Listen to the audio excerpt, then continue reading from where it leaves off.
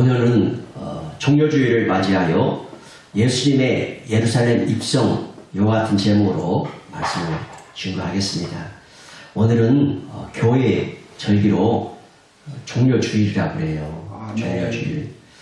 종료주일이란 뭐냐면 사순절 6번째 주일로서 부활절 한 주 전 주일을 말하는 거예요. 다음 주일이 부활절이죠. 한 주 전 이걸 종료주일로 이렇게 지켜집니다. 이 종료주일에 그 십자가에 달려 죽으시려고 예루살렘에 들어오신 예수님을 향하여서 많은 사람들이 종려나무 가지를 흔들면서 환영하는 그런 기념하는 그런 절기가 되겠습니다. 예수님이 십자가에 돌아가신 날을 우리가 흔히 성금요일이라고 그러죠. 성금요일. 굿 프라이데이라고 합니다. 그리고 또 성금요일이 들어있는 한 주간을 고난주간이라고 그래요. 패션 위크. 그래서 다음 주 월요일부터 토요일까지 고난주간이 시작되어지지요. 고난주간에 저희 교회도 특별 새벽기도를 하면서 예수님께서 십자가에서 남기신 7마디 그 가상 7월내에서 말씀을 강론하려고 하고 있습니다. 참여해서 우리가 기도하고 주님으로 충만해지고 그 은혜 받는 시간 되기를 바랍니다. 또 고난주간이 이제 시작되는 이 주일을 가리켜서 뭐라고 그런다? 종료주일, Palm Sunday 이렇게 부르고 있습니다. 그래서 오늘은 이제 고난주간이 시작되는 종료주일이죠. 그래서 요한복음 12장 13절에 기록된 대로 예수님께서 십자가를 지시기 위해서 예루살렘으로 들어가실 때 많은 사람들이 종려나무 가지를 이렇게 들고 흔들고 환영하면서 예수님을 맞으러 나와가지고 외치는 거예요. 뭐라고 외치냐면 호산나 찬송하리로다 주의 이름으로 오시는 이 곧 이스라엘의 왕이시여. 이렇게 많은 백성들이 이렇게 외치는 거예요. 그래서 바로 여기에서 이제 종료주일이라고 하는 이름이 유래가 되었다라는 거예요. 그래서 우선 오늘 본문 말씀의 배경을 좀 살펴보도록 하겠습니다. 유대인의 가장 큰 명절이 뭐죠? 유월절이죠. 이 유월절을 맞이해가지고 많은 사람들이 때를 지어서 예루살렘을 가고 있었어요. 예루살렘에는 성전이 있었기 때문에 유월절에 이제 큰 절기, 3대 절기 중에 7대 절기가 있었는데, 7대 절기가 있었는데, 그 중에서도 3대 절기를 지켜야 되고, 특별히 유월절은 아주 가장 큰 명절이라고 말할 수가 있습니다. 그래서 이 유월절을 지키고 해서 유대인들이 예루살렘 성전을 향해서 이렇게 많이 행렬을 하여서 때를 지어 가고 있었습니다. 예수님도 역시 자신이 이제 십자가를 지실 때가 다가오신 줄 알고 자신을 유월절 어린 양으로 하나님께 바치고 해서 예루살렘으로 올라가셨습니다. 그러자 이제 많은 사람들이 어떻게 해요?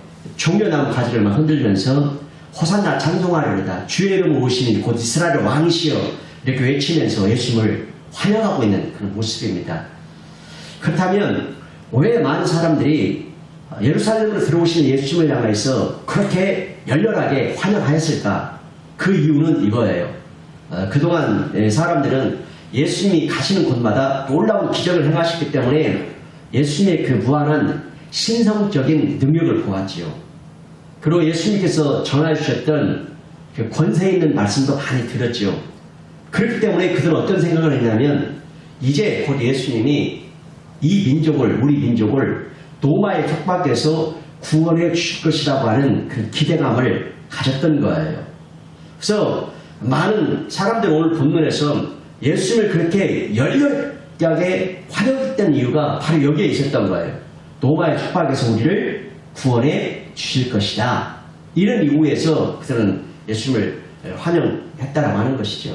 예수님도 역시 그들의 행동을 전혀 금하지 아니하셨어요. 왜냐? 십자가에 달릴 때가 되셨기 때문이죠. 그래서 예수님은 유월절 어린 양으로 하나님께 바쳐져야 했어요. 그렇다면 여기에서 우리가 한번 생각해 볼 수 있는 것이 있는데 사람의 기대하고 예수님의 목적이 같아요? 틀려요? 전혀 다르지요. 사람들의 기대는 뭐예요? 로마 협박에서 해방시켜 줄 것을 기대했지만 예수의 목적은 뭐였죠? 예루살렘 들어가신 목적이 십자가에 달려 들어가시기 위해 들어가셨다라는 것이지요.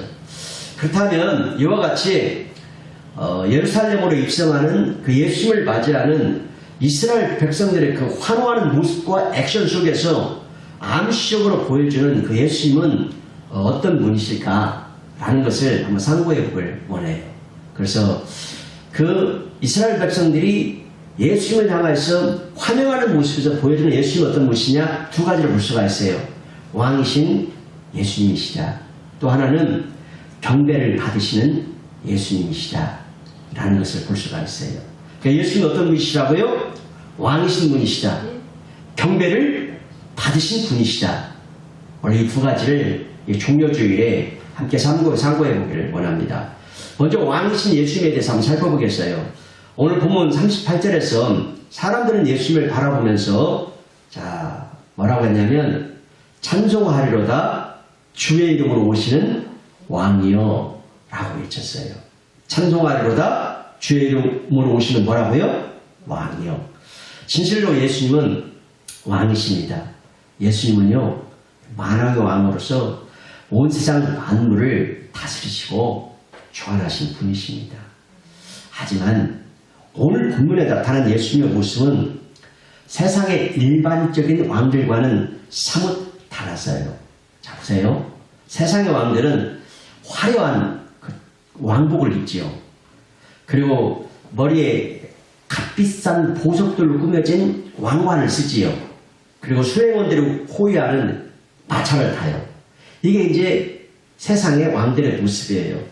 그런데 오늘 보여지는 본문에서 보여준 예수님의 모습은 세상의 왕들과는 사뭇 달라요. 예수님은 멋진 그 뱀과 끄는 그 멋진 마차를 타지 않았어요.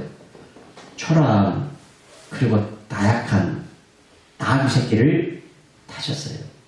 더구나 예수님을 맞이한 사람들도 그 나라의 아주 왕족들 귀인들이 아니었다는 것이죠. 그 예수님을 맞이했던 사람들은 어떤 사람들이었는가? 유월절을 맞이해서 예루살렘을 행렬하던 일반 서민들이었다는 것이죠. 그럼에도 불구하고 예수님은 진실로 만왕의 왕이시라는 거예요. 그러면 어떤 이유에서 예수님을 만왕의 왕으로 볼 수 있습니까? 라는 우리가 질문을 갈 수가 있겠죠. 그래서 오늘 우리는 이 본문에서 만왕의 왕이신 그 예수님의 그 위엄과 존귀를 볼 수가 있어요. 이것은 세상의 어떤 왕들도 감히 따라올 수 없는 그런 위엄과 존귀를 보여주고 있어요. 그 이유를 본문에 충분히 발견할 수가 있는데 예수님이 그 만왕의 왕이신 이유가 무엇인지 우리가 본문으로 한번 함께 들어가 보도록 하시죠. 우리 다 같이 본문 말씀 누가복음 19장 28절 29절을 한번 읽어보도록 하겠습니다. 다 같이요. 예수께서 이 말씀을 하시고 예루살렘을 향하여 앞서서 가시더라. 감람원이라 불리는 산 쪽에 있는 벳바게와 베다니에 가까이 가셨을 때 제자 중 둘을 보내시려. 그렇죠. 예수님은 오늘 이 본문 말씀 앞에서 열문화의 비유를 말씀하셨거든요. 이 비유에서 예수님은 자신을 왕으로 나타내셨어요. 왕으로. 그리고 예수님은 이제 자신의 때가 이르렀다는 그 사실을 아시고 예루살렘을 향해 앞서서 지금 가시고 계세요. 예루살렘을 가신 이유는 아까 말했듯이 자신이 이 땅에 오신 목적대로 자신을 유월절 어린 양으로 하나님께 바치려는 목적을 성실하게 이루시려고 예루살렘에 들어갔다는 것이죠. 이제 예수님은 이제 예루살렘 가까이 오셨어요. 그래서 감람원이라 불리는 그 산 쪽에 있는 벳바게와 그 베다니 그 마을에 가까이 가셨어요. 그래서 벳바게와 베다니는 어디였냐면은 그 예루살렘 동쪽으로 약 2-3km 떨어진 그 위치에 있는 아주 작은 시골 마을이었어요. 이 감나무는 말 그대로 감람나무, 즉 올리브 나무들이 자라는 곳이었고, 이 벳바게의 뜻은 무화과의 집이라는 뜻이 있고, 베다니는 대추야자의 집이라는 뜻이 있어요. 이들은 모두 나무, 열매 이름에서 나왔죠. 따라서 이들은 시골의 아주 작은 마을들의 이름으로 매우 적합한 모습을 보여주고 있습니다.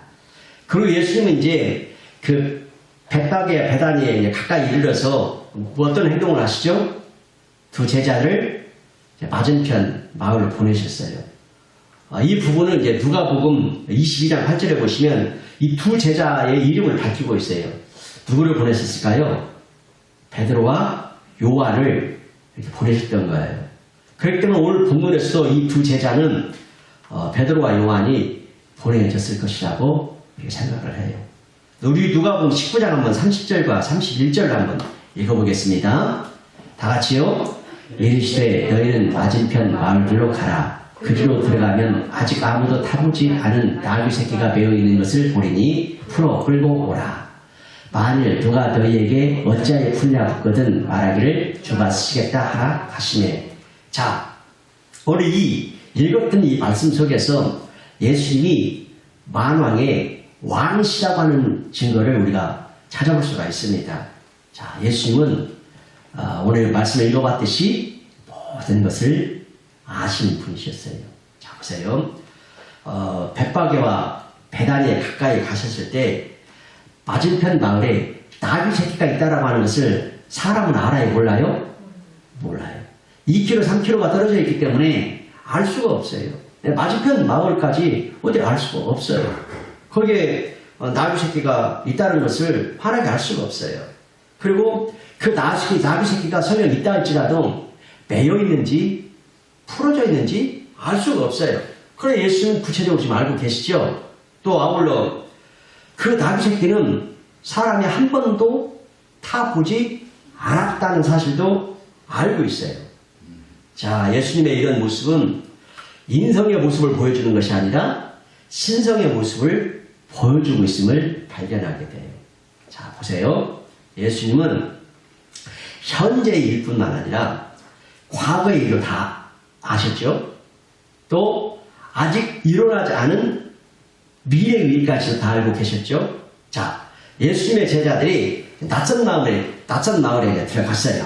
그래서 나귀 새끼를 그 주인의 허락도 없이 자기들 마음대로 그렇게 풀어서 끌어오려고 하는 그러면 도둑질 하는 것으로 보여지겠죠? 그렇죠? 그래서 사람들은 아니 그 나귀가 너희들 것이 아닌데 어찌하여 그걸 푸느냐? 라고 물어보는 것은 당연한 거죠. 그렇죠? 그와 같이 예수님은 이제 앞으로 일어날 일을 정확히 예견하시다는 거예요. 어찌하여 푸느냐? 물어볼 거라고 하는 것이죠. 그러면 그렇게 물으면 어떻게 대답해라? 주가 쓰시겠다 하라. 대답할 것을 그 제자들에게 가르쳐 주셨어요. 이와 같이 예수님은 과거, 현재, 그리고 미래의 일을 모두 다 아셨다라는 거예요. 과연 이 세상에 어떤 왕이 예수님처럼 시공간을 초월해서 모든 일을 다 알 수 있겠어요? 알 수 있을까요?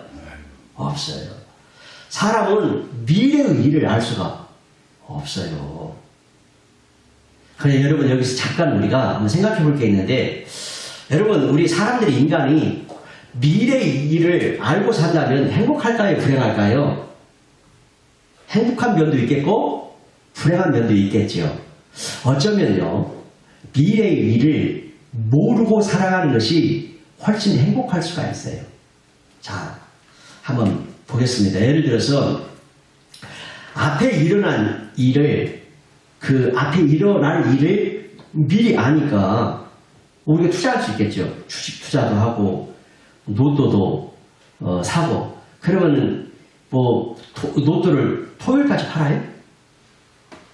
토요일에만 로또 사도 그거 번호를 뭐 하니 아니까 어마어마한 부자를 살 수가 있겠죠. 이거는 매주마다 로또 당첨이에요. 매주마다 로또 당첨. 그러니까 앞날을 미리 알게 되면 좋은 점이 무수히 많을 수가 있어요. 그런데요, 또 몰라야 좋을 것도 있어요. 과연 이런 거죠. 언제, 어디서, 어떻게 좋은 것을 알게 된다면 어떨까요?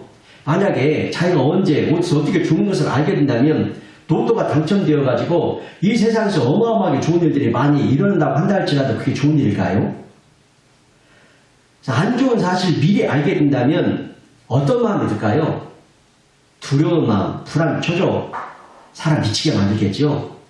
잠도 제대로 못 자고 먹을 것도 제대로 못 먹고 근심, 걱정, 염려 속에서 매우 힘든 나날을 보내게 되겠잖아요. 그렇기 때문에 미래를 모르는 것이 행복할 수 있다는 얘기입니다. 그러나 예수님은 사람이자 동시에 하나님이시기 때문에 미래를 다 아신다 할지라도 감당이 되시는 분이라는 거예요. 그래서 오늘 본문에 나타난 대로 과거, 현재, 미래를 다 아시는 확실한 근거에 의해서도 예수님은 진실로 무엇이다? 만왕의 왕이시다. 뿐만 아니라 이 세상의 모든 만물의 주인이시다라는 거예요. 그렇기 때문에 만물의 주인이신 그 예수님이 주가 쓰시겠다 하라. 그렇게 말하는데 감히 누가 거절할 수가 있겠어요. 그렇죠? 그래서 나귀의 주인은 기꺼이 내어주었어요. 제자들은 그 나귀 새끼를 끌고 이제 예수님께로 왔습니다. 아직 아무도 사람들이 타보지 않은 나귀였기 때문에 그 위에 안장이 얹혀져 있을까요? 안장이 있을 리가 없지요. 그래서 제자들은 자기들의 겉옷을 벗어가지고 나귀 새끼 위에 다 걸쳐놓고 그 위에 예수님이 타시게 했어요. 성도 여러분, 예수님이 이 땅에 오신 것은 이스라엘을 그 노마로부터 그 정치적 해방을 지켜주시기 위해서 오신 것이 아니라 자기 목숨을 많은 사람들에게 대속물로 주어서 자기 백성을 죄에서 구원하시기 위해서 이 땅에 오신 줄 믿습니다. 아멘. 그렇기 때문에 예수님은 겸손하게 나귀 새끼를 타셨다라는 거예요. 그런데 예수님이 이 땅에 다시 오실 때는 어떨까요? 처음에 오셨을 때는 나귀 새끼를 타시고 우리의 죄를 용서해 주시기 위해서, 그래서 우리를 구원해 주시기 위해서 예루살렘으로 입성하셨는데, 예수님이 이 땅에 다시 오실 때는 아직 성취되지 않은 이 재림의 때에는 나귀 새끼를 타시고 초라하게 오실까요? 아니죠. 어떻게 오신다고 성경에 말씀하고 있습니까? 그때는 구름을 타고 큰 능력과 큰 영광으로 그 천사들의 호령과 함께 큰 나팔소리를 울리면서 땅을 진동하면서 일단 오신다라고 말씀하고 있습니다. 그때는 하늘과 땅의 모든 권세를 가지시고 만왕의 왕, 만주의 주로 오신다고 말씀합니다. 그때는 어미와신 심판주로 오셔서 온 인류를 심판하십니다. 그래서 알곡과 가라지를 구분하시고, 알곡은 주님과 함께 왕으로 하게 하시고, 가라지는 풀무불에 던져 넣어져 거기서 울며 이를 갈게 될 것이다 라고 말씀하고 있습니다. 그래서 예수님이 다시 오실 때는 백마를 타고 오신다라고 말씀하고 있어요. 자, 요한계시록 19장 11절 확인해 보도록 하겠습니다. 다 같이요. 또 내가 하늘이 열린 것을 보니 보라, 백마와 그것을 탄 자가 있으니 그 이름은 충신과 진실이라. 그가 공의로 심판하며 싸우더라. 할렐루야. 백마를 타고 오시는 그분께서 공의로 세상을 심판하시는 줄 믿습니다. 그래서 여러분, 오늘 본문 말씀을 통해서 말씀을 살펴본 바와 같이 예수님은 어떤 분이시다? 만왕의 왕이시고 만주의 주이시다. 그럼에도 불구하고 예수님은 나귀 새끼를 타시고 자신을 낮추셨어요. 죄의 모습으로 십자가에 달려 돌아가시기까지 자신을 지극히 낮추셨죠. 그 이유가 무엇일까요? 바로 우리를 구원해 주시기 위해서입니다. 그러므로 이와 같은 무한하신 예수님의 사랑을 생각하면서 예수님을 소리를 펴 찬양할 수 있게 되기를 바랍니다. 예수님을 위하여 즐거이 헌신하십시다. 아멘. 그런 날마다 예수님을 높이며 영화롭게 하는 우리 모두가 되기를 바랍니다. 아멘. 그래서 오늘 종료주일에 한 가지 우리가 묵상했습니다. 본문 말씀을 통해서 가르쳐주는 바는 예수님은 과거, 현재, 미래까지도 다 하시는 만왕의 왕이신 분이심을 우리에게 가르쳐주고 있습니다. 둘째로 경배받으신 예수님에 대해서 한번 살펴보도록 하겠습니다. 경배받으신 예수님. 사도행전 14장에 보면은요, 이런 기사가 나오는데, 바울이 누스드라에서 복음을 전할 때 그 내용이 나오거든요. 이제 바울이 이제 그 누스드라에서 나면서부터 걸어본 적이 없는 사람을 낫게 만들어요. 예수의 이름으로 이제 그 안질뱅이를 이렇게 세우는 그런 기적과 같은 일들이 벌어지죠. 그러자 이 누스드라에 있는 사람들이 어떻게 하냐면은, 야, 이 사람은 신이다, 신. 그래서 바울을 향해서 막 제사하고 바울에게 신적으로 추앙하면서 경배하려고 막 달려들어요. 그때 바울이 그 모습을 만류하기 위해서 자기 옷을 막 급히 찢어버리고 소리 지르면서 그들의 행위를 말리죠. 왜 그랬을까요? 사람은 결코 경배받을 수가 없고 오직 하나님만 경배 받으셔야 하기 때문에 바울이 그렇게 만류했던 것이죠. 그런데 이와는 달리 오늘 본문에서는 어때요? 예수님은 사람들이 자기를 향해서 막 찬송하려다 하면서 막 경배를 하는데 예수님이 그 모습을 금하십니까? 금하지 않아요. 예수님이 그대로 놓아두세요. 그리고 그들의 경배를 그대로 받으세요.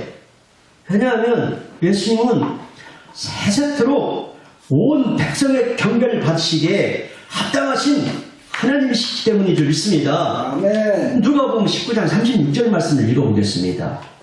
다 같이요. 가실 때에 그들이 자기의 것을 길에 펴더라. 아멘. 그러니까 예수님이 나귀 새끼를 타고 가실 때 제자들은 자기들의 겉옷을 길에 딱 폈지요. 그러자 거기에 있는 대다수의 사람들도 그 제자들을 했던 것 같이 자기들 겉옷을 펴가지고 길에 쫙 그렇게 펴기 시작한 거예요. 이와 같이 왕이 그 가는 길에 사람들이 자기의 겉옷을 딱 펼치는 행위는 오래된 관습의 행위였어요. 그럼 이것은 무엇을 뜻하는 것일까? 이것은 사람들이 왕에게 절대적으로 복종하겠다라고 하는 자신들의 뜻을 나타내는 하나의 상징적인 행위였다는 거예요. 복종하겠습니다 라는 그런 행위였어요. 그래서 예수님이 예루살렘을 향해 가실 때도 마찬가지였어요. 그래서 사람들이 그 왕이신 예수님께 복종하겠다라고 하는 뜻으로 자기들의 겉옷을 길에 펼쳤던 거예요. 그만큼 그들은 왕이신 예수님의 나라가 그곳에 곧 임하게 되리라고 큰 기대를 가졌던 것입니다. 자, 누가복음 19장 37절 말씀 우리 함께 읽겠습니다. 다 같이요. 이미 감람산 내리막길에 가까이 오시되 제자의 온 무리가 자기들이 본 바 모든 등한 일로 인하여 기뻐하며 큰 소리로 하나님을 찬양하여. 자, 빨간 것이 다시 한번 읽어볼까요? 시작. 모든 등한 일로 인하여. 이제 예수님이 이제 감람산을 쫙 넘으셨어요. 그래서 이제 서편 내리막길에 가까이 오셨어요. 그곳에서 딱 보니까 예루살렘이 이제 한눈에 환하게 보여지는 거예요. 이야, 그러자 왕이신 예수님을 옹유하고 있는 모든 이들의 마음은 자연스럽게 뜨거워질 수밖에 없었을 거예요. 그 이유는 그동안 예수님이 많은 능한 일을 행하셨기 때문이죠. 많은 병든 자를 고치시고 귀신을 쫓아내시고 죽은 자를 살리시기 때문이죠. 그렇기 때문에 제자들은 그동안 자기들의 본바 예수님이 행하신 모든 능한 일을 인하여 기뻐하며 큰 소리로 하나님을 찬양했던 것이죠. 아마도 제자들이 먼저 선창하고 그에 따라서 그곳에 있는 모든 이들도 다 함께 큰 소리로 하나님을 찬양했을 것이다라고 이렇게 추론을 해요. 자, 우리 누가복음 19장 38절 한번 읽겠습니다. 시작. 이르되 찬송하리로다 주의 이름으로 오시는 왕이여 하늘에는 평화요 가장 높은 곳에는 영광이로다 하니. 아멘. 그때 사람들이 예수님을 경배하며 찬송한 내용을 여기 설명되고 있지요. 그들은 예수님을 가리켜서 뭐라고 했어요? 빨간 것이 시작. 주의 이름으로 오시는 왕이여 이렇게 칭했어요. 그러니까 아까 말씀드렸듯이 예수님은 만왕의 왕이시고 만주의 주시라는 거예요. 전능하신 하나님이시라는 거예요. 그러므로 예수님은 세세토록 온 백성의 경배를 받으시게 합당하신 분이신 줄 믿습니다. 그러니까 모든 찬송과 존귀와 영광과 권능을 받으시게 합당한 분이신 줄 믿습니다. 자, 우리 요한계시록 5장 13절과 14절 말씀을 읽고 오늘 말씀을 박아보도록 하겠습니다. 다 같이요. 내가 또 들으니 하늘 위에와 땅 위에와 땅 아래와 바다 위에와 또 그 가운데 모든 피조물이 이르되 보좌에 앉으신 이와 어린 양에게 찬송과 존귀와 영광과 권능을 세세토록 돌릴지어다. 아멘. 내 생물이 이르되 아멘하고 장로를 엎드려 경배하더라. 그러므로 오늘 우리가 종료주를 맞이하여서 우리도 만왕의 왕이신 예수님께 경배하며 모든 찬송과 존귀와 영광과 권능을 돌려드리며 주님 사랑과 참된 믿음으로 평생 동안 승리하는 생애가 되시길 주님의 이름으로 축원합니다. 아멘. 아멘.